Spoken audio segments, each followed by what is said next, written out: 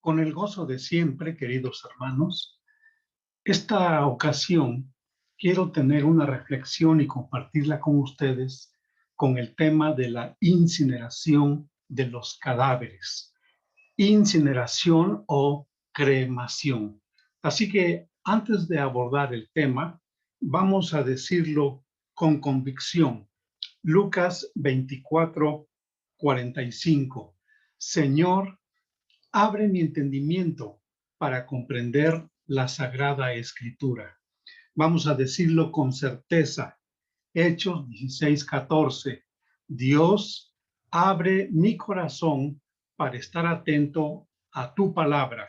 Y vamos a decirlo con seguridad. Hebreos 4:2. Señor, aquí está mi fe para acompañar el mensaje de tu palabra y creer en lo que tú me enseñas y que esta enseñanza sea altamente provechosa en mi vida.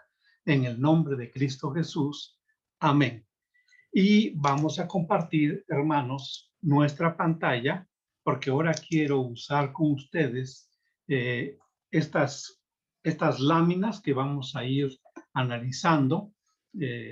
Vamos a extender un poco la imagen y nos trasladamos a cierto lugar para que ustedes también puedan leer lo que vamos a explicar.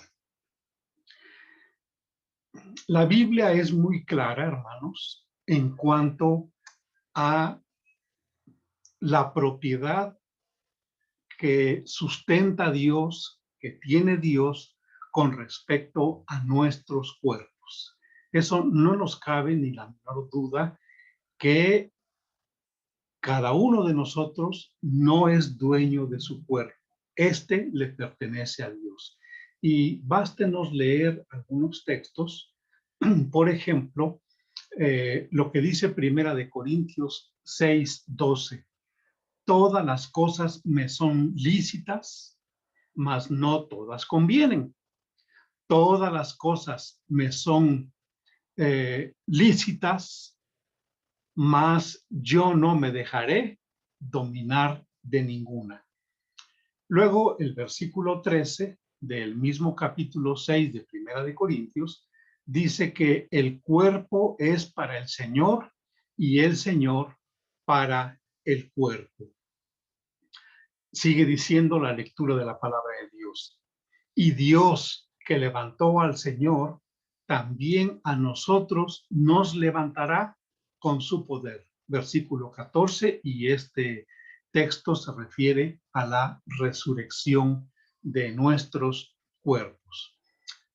La palabra de Dios en el versículo 19 dice de la siguiente manera: ¿o ignoráis que vuestro cuerpo es templo del Espíritu Santo, el cual está en vosotros, el cual tenéis de Dios y que no sois vuestros?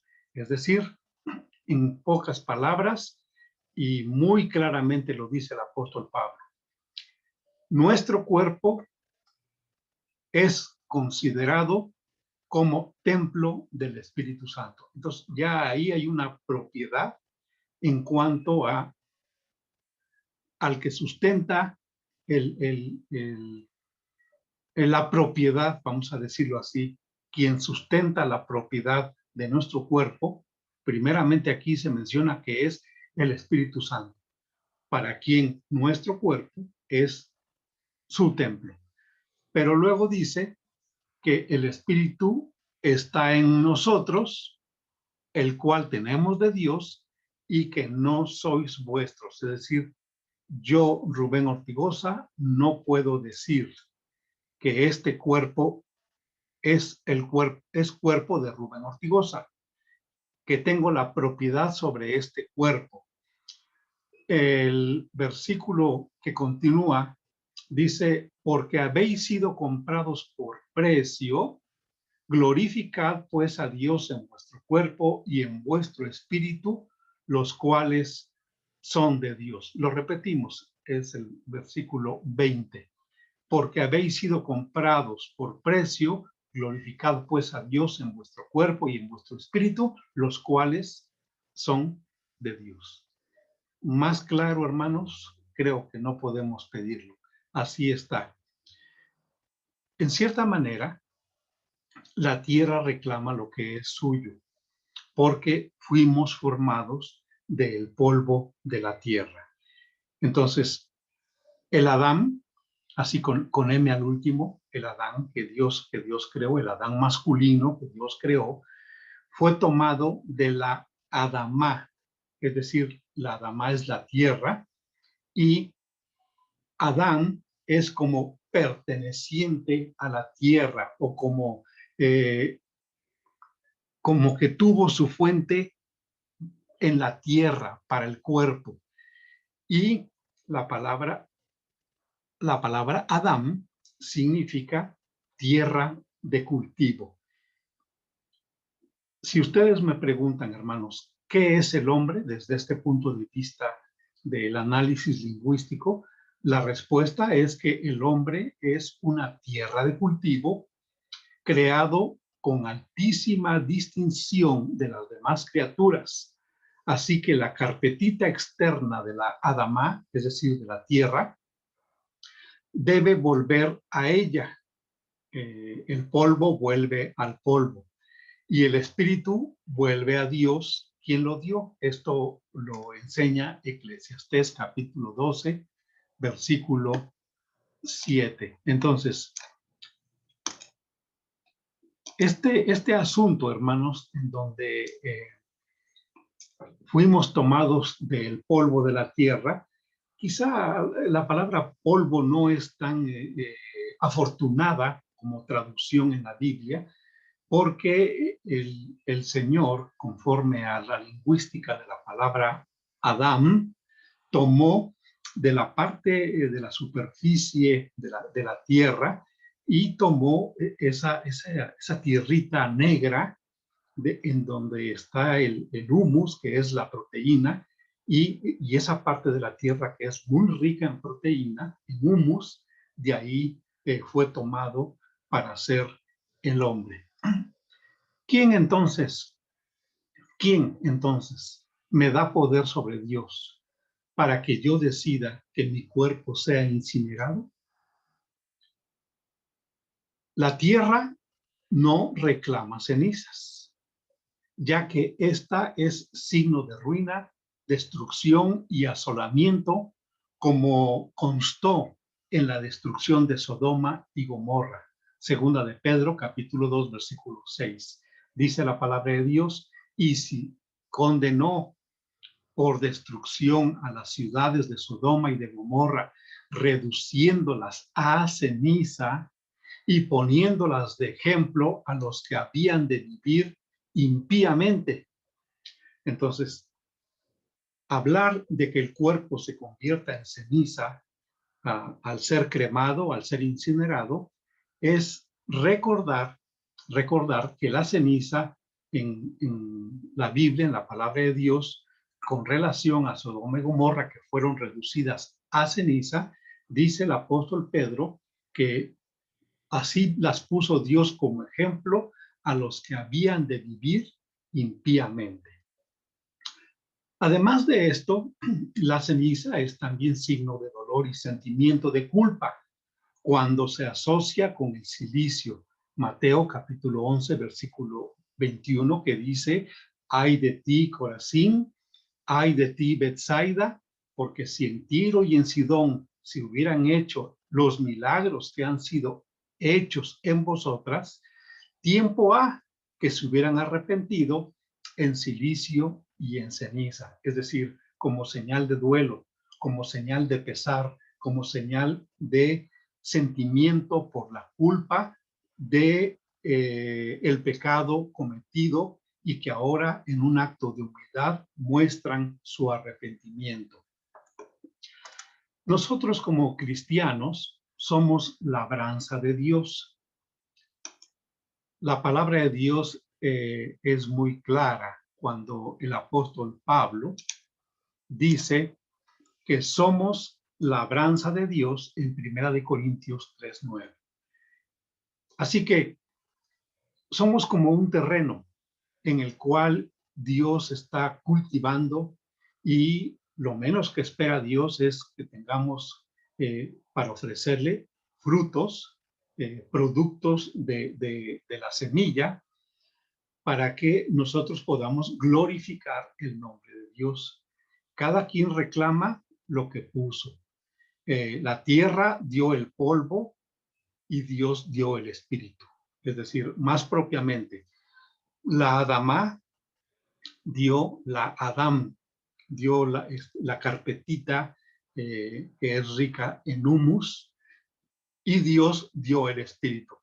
Pero recuerden ustedes que de todas maneras Dios creó la tierra y creó el cuerpo del hombre de la tierra, y del cuerpo del hombre creó a la mujer. Así que si alguno destruye el templo de Dios, Dios le destruirá a él, porque el templo de Dios, el cual sois vosotros, santo es. Primera de Corintios 3:17. Incinerar, mis hermanos, es destruir. Fíjense bien que es exactamente lo que dice el apóstol Pablo.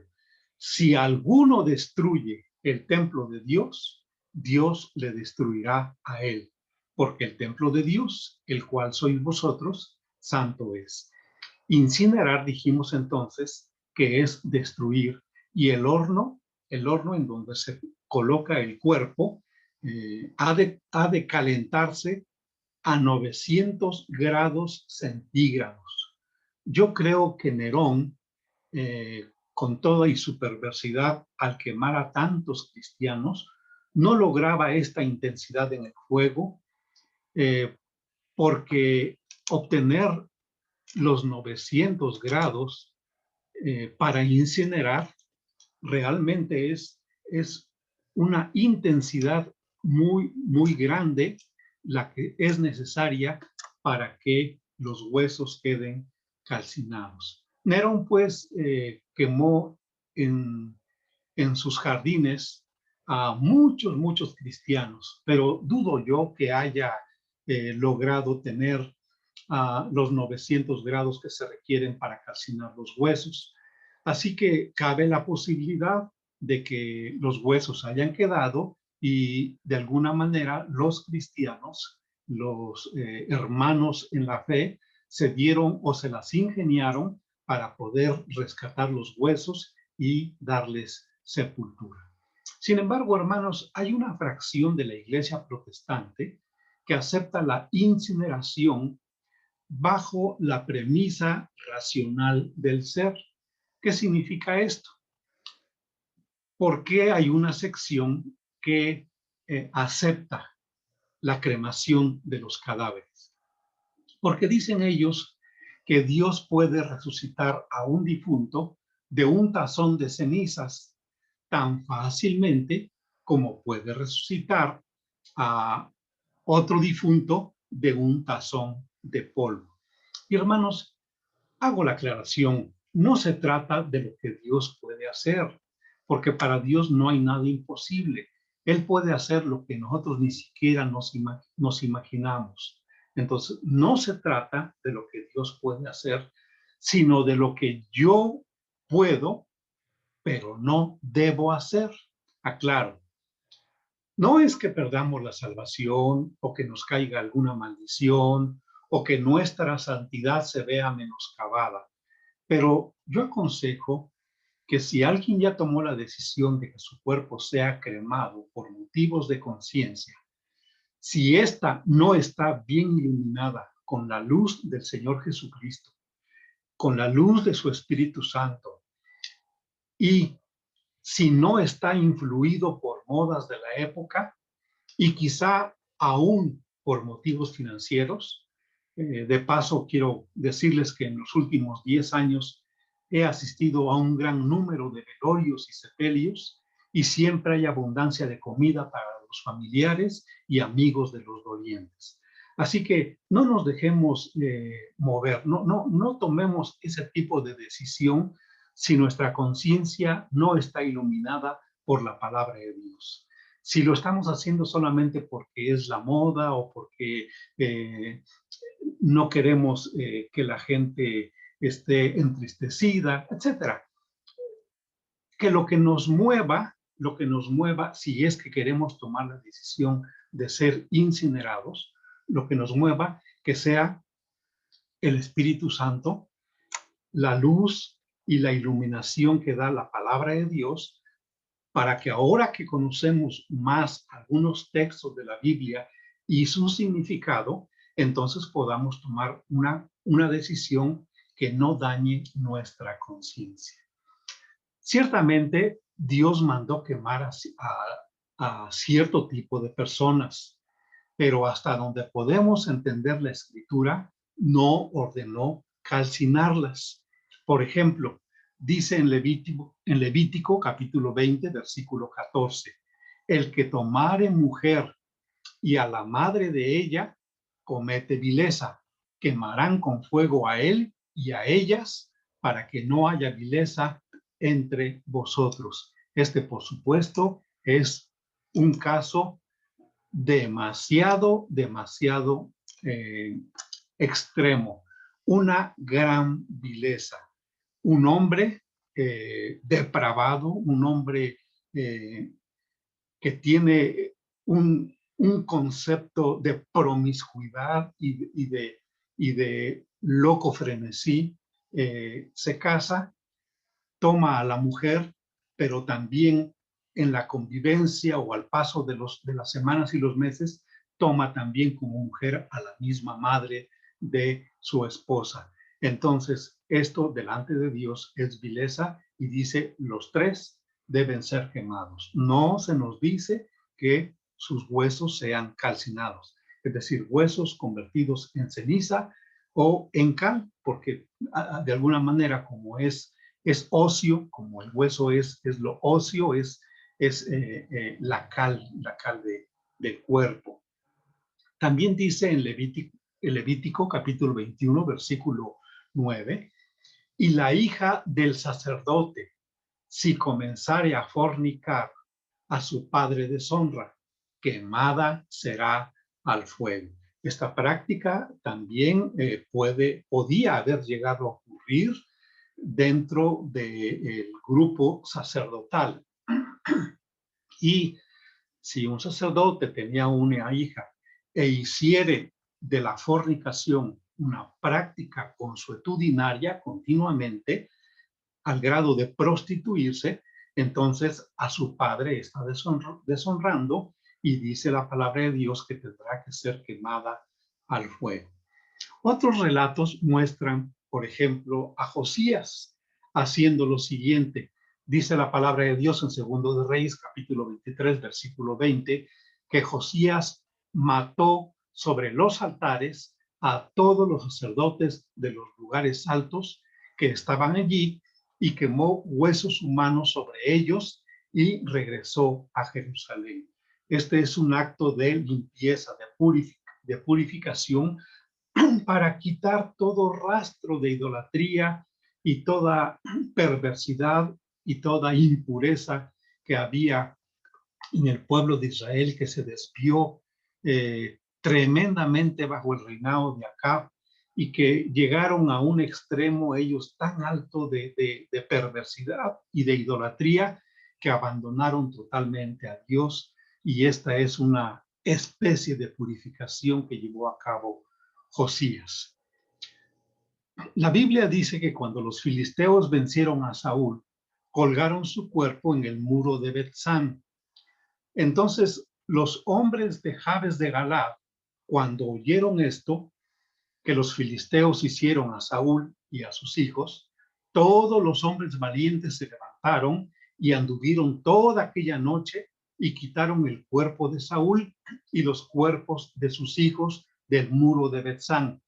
Y viniendo a Jabes, los quemaron allí y tomando sus huesos los sepultaron debajo de un árbol en Jabes. Seguramente que los quemaron porque al paso de los días, los cuerpos que estaban a la intemperie aceleraron su proceso de putrefacción, de corrupción, y quizás ya estaban hasta gusanándose, y entonces los valientes de Jabes de Galaad decidieron quemarlos, pero respetaron los huesos del cuerpo de Saúl y de sus hijos. Entonces, aunque quemaron los cuerpos por diversas razones, quizá la exposición a la intemperie aceleró su descomposición, no así los huesos, y este acto heroico, además del respeto hacia los huesos de Saúl, que era el ungido de Dios y sus hijos, realizado por los hombres de Jabes de Galaad, mereció la aprobación del rey David y los bendijo y dio bienes. Entonces, a David le agradó esta acción de estos hombres valientes y, claro, a Dios también le complació. Hasta ahorita nos vamos dando cuenta cómo, aunque sí hay en la escritura relatos de personas que fueron quemados, eh, no, no agrega que hayan sido calcinados, por lo cual resulta un caso extraordinario de maldad rechazado por Dios, lo que a continuación vamos a leer. Así ha dicho Jehová: por 3 pecados de Moab y por el cuarto no revocaré su castigo, porque quemó los huesos del rey de Edom hasta calcinarlos. Esto lo leemos en Amós capítulo 2, versículo 1. Sin embargo, alguien ha objetado que este texto pues no condena que en este texto Dios no condena la cremación, porque no se está llevando a cabo un funeral, dicen ellos. Aunque después quien escribe el artículo que estoy mencionando dice que sí se hizo un funeral entre comillas, aunque esto no es el motivo del castigo de Dios sobre el pueblo de Moab. Entonces yo me pregunto, ¿cuál fue el motivo del castigo? Si bien la palabra de Dios dice que por 3 pecados de Moab y por el cuarto no revocaré su castigo. Es decir, maldad sobre maldad, maldad sobre maldad. La multiplicación de la maldad en el pueblo de Moab fue el motivo por el cual Dios los castigó. Pero llegó al colmo de su maldad, llegó a la cúspide de su maldad, el hecho de que hayan quemado hasta calcinar los huesos del rey de Edom. Edom, acuérdense ustedes que es el pueblo de Esaú, descendiente de Isaac, hermano de Jacob. Esto dijimos está en Amós 2:1. Entonces, realmente este texto no condena la cremación o este texto no favorece el punto de vista de que aunque Dios manda quemar ciertas vilezas cometidas por las personas en el pueblo de Israel, pero no manda calcinar sus huesos. ¿Qué podemos encontrar aquí? ¿Cuál es el motivo del castigo entonces? Bueno, dicen quienes sostienen este artículo que la desobediencia a un mandato de Dios de no aborrecer a los edomitas. Vamos a ubicarnos bien. El asunto de Moab es contra el rey de Edom. Este rey de Edom, pues alguna cosa cometió en contra de los edomitas. Y entonces, en contra de los moabitas. Y entonces los moabitas se vengaron yendo a calcinar los huesos del rey de Edom. Ahora bien, Dios había dicho que se respetara a los edomitas, pero ¿a quién se lo dijo? Se lo dijo a su pueblo, al pueblo de Israel. ¿Por qué? Porque cuando el pueblo de Israel quería pasar a la tierra prometida, a la Canaán, la tierra que fluye leche y miel, así lo describía Dios, cuando quiso pasar, el rey de Edom se los impidió, es decir, el hijo, más bien los descendientes de Esaú se lo impidieron y se envalentonaron en contra del pueblo de Israel, a tal grado que le dijeron: si tú pones un pie en nuestra tierra, te desconocemos y te tomamos como un invasor y vamos a atacarte. Así que te prohibimos que pases por esa tierra. Israel le dijo a Edom, a Moab, a Edom, perdón, le dijo: mira, si tomo de tu agua, te la voy a pagar. Si tomo de tus frutos, te los voy a pagar. Solo queremos ir hacia la tierra que nuestro Dios nos está dando. Pero Esaú, los descendientes de Esaú, no quisieron permitir el paso de Israel. Así que Edom hizo este pecado en contra del pueblo de Dios, y sin embargo, a pesar de esto, el pueblo de Dios mandó a los israelitas no aborrecer a sus hermanos, los hijos de Esaú. Entonces, dicen algunas personas que Dios no condena la cremación, sino que el móvil por el cual castigó a Moab fue el haber desobedecido su mandato de no aborrecer a los hijos de Edom. Y entonces al rey de Edom lo calcinaron. Este pasaje es algo complejo, hermanos, porque miren ustedes, el móvil de odio y resentimiento está en el corazón de las personas que llevaron a cabo esta calcinación. Queremos decir que Amós capítulo 2, versículo 1, está relacionado con el segundo libro de Reyes, capítulo 3, versículo 26 y 27, que también es un pasaje oscuro. Pero el segundo libro de Reyes, lo que se relata del capítulo 3, está situado entre el año 850 y el año 800 antes de Cristo, durante la vida de Eliseo. Y las palabras de Amós se colocan en el año 750 antes de Jesucristo, y esto hace que haya un siglo de diferencia.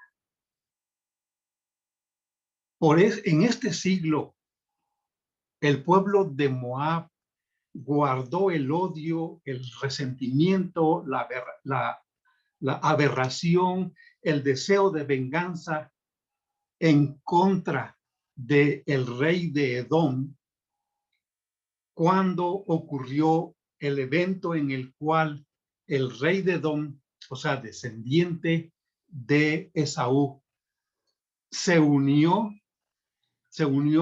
con Josafat, el rey de Judá, y se unió con Joram, el rey de Israel, para ir a hacer guerra en contra de Moab.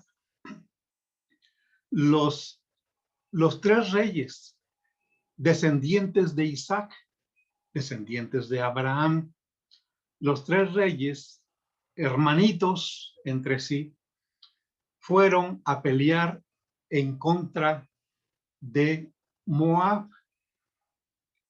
Y entonces resulta que Moab vio que el rey de Edom era el más vulnerable, quizá el más frágil, y haciendo caso omiso de el rey de Israel y del rey de Judá, entonces el rey de Moab fue en contra del rey de Edom, pero tampoco pudo en contra de él. Sin embargo, dice la palabra de Dios que arrebató a su primogénito. Aquí la pregunta es: ¿al primogénito del rey de Edom? Yo creo que no lo hubieran dejado los demás reyes. Eh, el rey Jorán de Israel y el rey Josafat de Judá hubieran arremetido con toda su fuerza para rescatar al hijo del rey de Edom, al primogénito, el que iba a reinar en su lugar. Entonces cabe la posibilidad de que este arrebatamiento del primogénito, del cual dice que hizo el rey de Moab, fue de su propio primogénito, de su propio hijo, y lo sacrificó en el muro. Allá lo hizo, lo ofreció como holocausto sobre el muro. ¿Ante quién? ¿Ante Dios Jehová? No, ante sus dioses, para apartar de él la ira y el enojo que tenían en contra del rey de Moab. Entonces, ¿qué pasó aquí? Como consecuencia, que tanto el rey de Israel como el rey de, tanto el rey de Judá como el rey de Edom se separaron enojados contra el rey de Israel. ¿Por qué? ¿Qué culpa tuvo él? ¿O qué es lo que realmente pasó? La duda está en saber qué primogénito fue el que sacrificaron en un holocausto en el muro de la ciudad de Moab. No es tan clara la opinión de algunos exégetas, pero bástenos recordar, hermanos, que entonces durante casi un siglo el odio, el odio del pueblo de Moab estuvo anidado en los corazones contra el rey de Edom. Y a pesar de que ya había muerto, ellos quisieron vengarse sobre los huesos del rey de Edom y los calcinaron, lo cual causó ira y enojo en el Dios de Israel. Ese odio que el rey de Moab llevó más allá de la tumba, odio que los paganos también consideraron no natural en su afán por satisfacer una venganza insaciable. El ser del alma después de la muerte. Es decir, ya había muerto el rey de Edom, pero él era tal la venganza del pueblo de Moab, anidada en los reyes que tenían, rey tras rey, mantenía esa maldad tras maldad, maldad tras maldad, de odiar a los reyes de Edom, de tal suerte que fueron sobre los huesos para vengarse.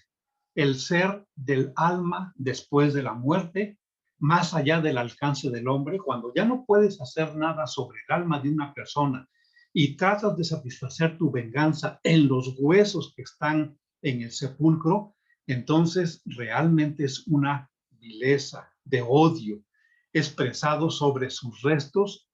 Es una especie de aferramiento impotente a la venganza eterna. Hay insensibilidad, hay corazones duros, el odio con el que se persiguió a un ser vivo más allá de su sepulcro.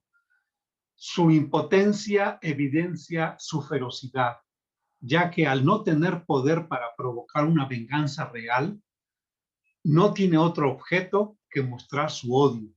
El odio que la muerte no puede extinguir es el comienzo del odio eterno en el infierno. Con este odio, Moab odiaba al rey de Edom, aparentemente porque había estado, aunque probablemente en contra de esta voluntad, del lado del pueblo de Dios. Ciertamente los tres se juntaron en contra del rey de Moab. Fue entonces pecado contra el amor de Dios y dirigido contra Dios. Este asunto en donde se calcinaron los huesos es lo que nos trae a conclusión casi, hermanos, de lo que aborrece Dios. En otro relato, hermanos, Sadrach, Mesad y Abednego estuvieron dispuestos a ser arrojados al crematorio en la funeraria del rey Nabucodonosor antes que adorar a la estatua de oro. Dice que Nabucodonosor, lleno de ira y con el rostro convertido en una pira, ordenó que el horno se calentara 7 veces más de lo acostumbrado. Esto lo leemos en el capítulo 3, versículo 19 del libro de Daniel. no me cabe duda que esta ordenanza sí alcanzó la intensidad para calcinar los cuerpos de los siervos de Dios. El resultado fue inesperado para los piromaníacos, no así para la fe, porque ellos entregaron sus cuerpos antes que servir y adorar a otro Dios que su Dios. Hermanos, ustedes saben cómo termina esta historia de Sadrach, Mesach y Abednego. No les pasó absolutamente nada y el rey veía cuatro individuos dentro de ese horno. ¿Qué podemos apreciar nosotros en cuanto a la enseñanza de Sadrach, Mesach y Abednego? Bueno, no debemos menospreciar el cuerpo, porque este ha sido objeto de la redención de Cristo, al igual que el espíritu. Y el mismo Dios de paz os santifique por completo, y todo vuestro ser, espíritu, alma y cuerpo, sea guardado irreprensible. Es decir, que no haya nada absolutamente que nos reprenda respecto a nuestro cuerpo, alma y espíritu, hasta la venida de nuestro Señor Jesucristo. Primera Tesalonicenses, capítulo 5, versículo 23. Hermanos, hay una sencilla conclusión que yo quiero decirles en esta tarde. Para mis hermanos que tienen limpia su conciencia y que son guiados por el Espíritu Santo de Dios, que cobijados en la oración deciden que su cuerpo sea cremado o incinerado y desean esperar al Señor convertidos en cenizas y no en polvo, no hacen mal, porque Abraham, platicando con Dios acerca de los posibles justos que pudiera haber en Sodoma y Gomorra, él se dijo a sí mismo, soy polvo y ceniza. Génesis capítulo 18, versículo 27. Hermanos, y la conclusión también agrega diciendo, el que no entrega su cuerpo para ser cremado, hace bien.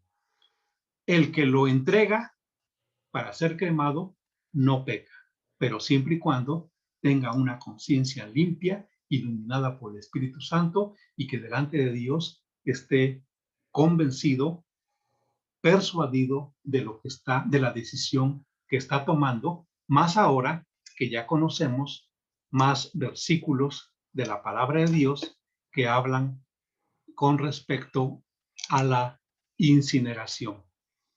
Así que les dejamos este pensamiento.